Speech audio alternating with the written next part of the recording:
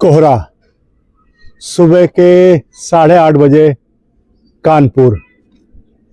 इतना शानदार मौसम हो रखा है, इतना प्यारा, इतना सुंदर मौसम हो रखा है जो आपको दिख रहा है। और ठंड हमेशा मेरा पसंदीदा मौसम रहा है। हमेशा मुझे ठंड से कभी कंप्लेन नहीं रही। अब पता नहीं क्यों, शायद शारीरिक कोई केमिकल लोचा होगा जिसकी वजह से मुझे ठंड ज़्यादा पसंद है। और मुझे बहुत मानसिक और शारीरिक और वैचारिक तीनों चीज़ों में मुझे बहुत फ़ायदा देता है, फ़ायदा करता है ये ठंड।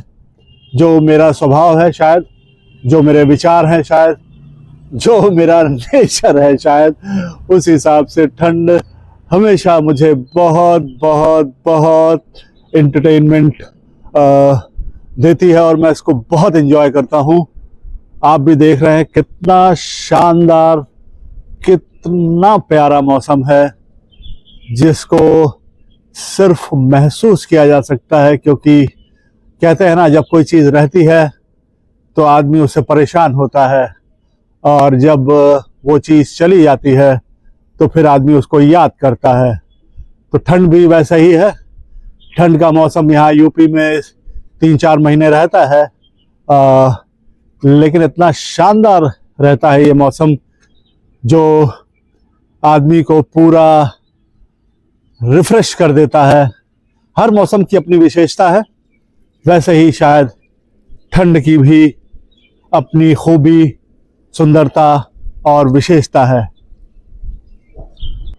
नज़ारा थोड़ा अलग है, लेकिन आपके 47 ईयर यंग हैंडसम लड़के का रास्ता आज भी वही है। कभी कभी इंसान चलते चलते नहीं थकता, शायद सोचते सोचते बहुत थक जाता है। ये पूरा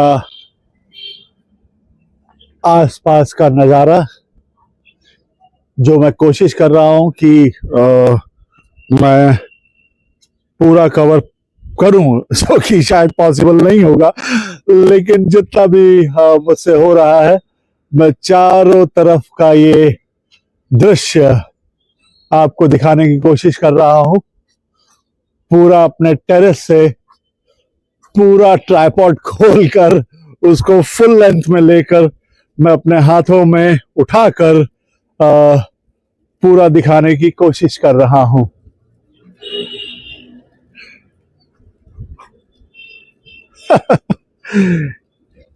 ये देखिए हमारे यहाँ की पड़ोसन सुबह सुबह अपने कपड़े फैलाते हुए। आजकल की दुनिया आदमी को 3 चीजों से पहचानती है: पैसा, पहचान और पहुंच।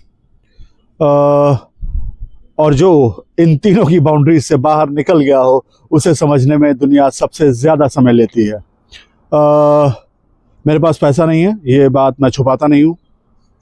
लोगों से पैसे लेकर ही मैं चलता हूँ।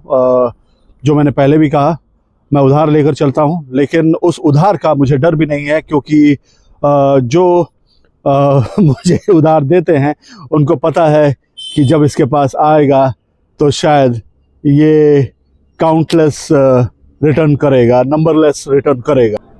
मैं हमेशा चलता हूँ, चलता ही रहता हूँ, आप लोगों को पता ही है। और मुझे रुक कर समझाने का शौक भी नहीं है, क्योंकि चलते हुए लोगों से लोग सवाल कम पूछते हैं, राय ज़्यादा देते हैं। मुझे हैरानी राय से कभी नहीं हुई, लोगों के राय से मुझे कभी कोई दिक्कत नहीं हुई, लेकिन मुझे ताज्जुब होता है, हैरानी होती है कि लोग जिस रास्ते पर चले ही नहीं, उन रास्तों के बारे में वो फैसला कैसे ले लेते हैं।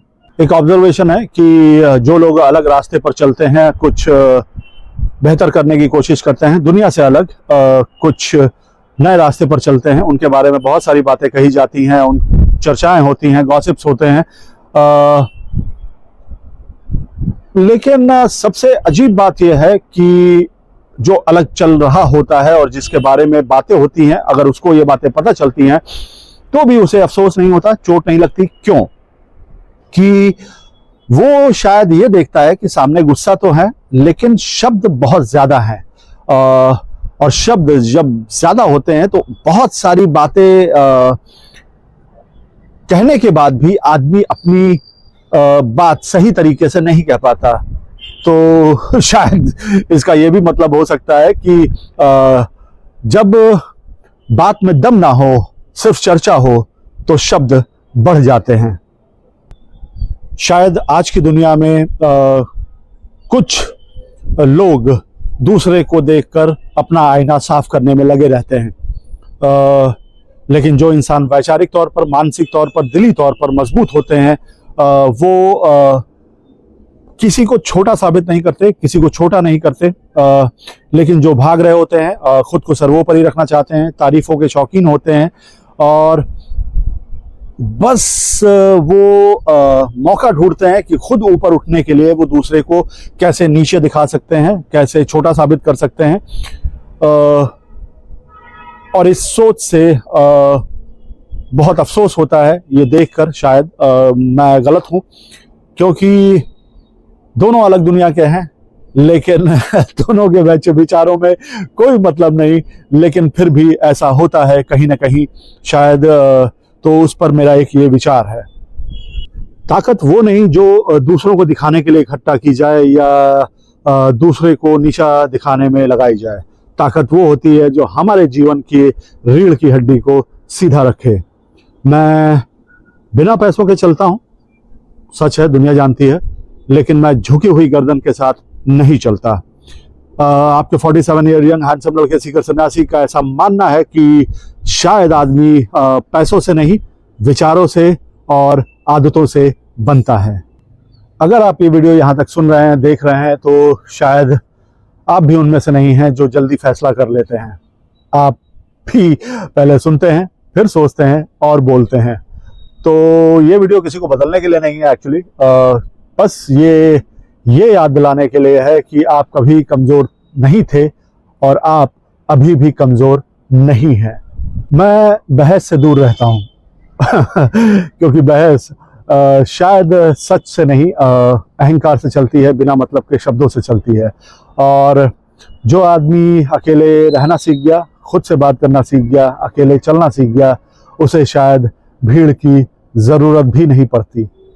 इसलिए जीवन में हर बात को गंभीरता से नहीं लेना चाहिए और हर बात में छुपी हुई सीख को नज़रअंदाज भी नहीं करना चाहिए। और शायद जीवन में आगे वही आदमी जाता है जो बेकार की बातों को जाने दे और सही बातों को पकड़ ले।